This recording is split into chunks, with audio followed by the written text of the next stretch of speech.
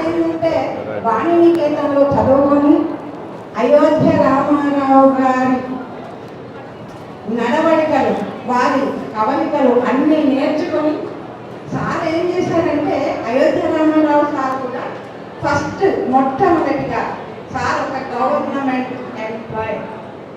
Sir MSc maths MSc English చేసి ఉద్యోగంలో స్థిరపడ్డాడు హైదరాబాద్లో.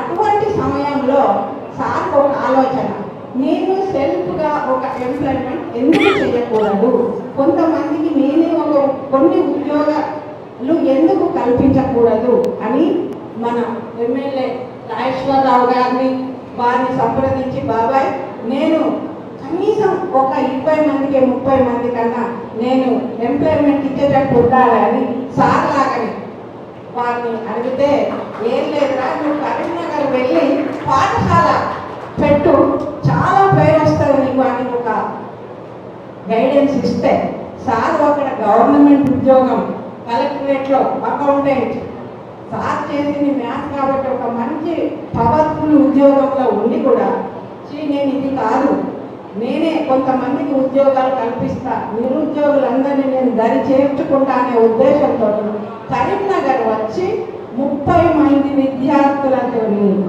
2 టీచర్లతో ఒక పాఠశాల నిర్మించి దాన్ని ట్యుటోరియల్గా ఇంగ్లీష్ మీడియం కాలేజెస్ అంచెలంచెలుగా కేజీ టు పీజీ వరకు నిర్వహించిన అయోధ్య రామారావు గారికి సదా మా వందనాలు. వారికి ఎప్పుడూ మేము వందనాలు అర్పిస్తూనే ఉంటాం. అలాగే సార్ లాగే ఈరోజు కూడా మన రఘునందనరావు సార్ మీ అందరిలో ఒక స్పిరిట్ నింపారు, ఒక ఉత్సాహాన్ని నింపారు. అదేవిధంగా మీరు కూడా ముందు ముందు ఏం చేయాలన్నది ఇప్పటికి జరిగింది, మీరు చదువుతున్నారు, ఆ చదువులో అవగాహన చేసుకుంటూ పరీక్షలలో మంచి మార్కులు సాధిస్తూ మీకంటూ ఒక గోల్ పెట్టుకొని ముందుకు వెళ్ళాలి.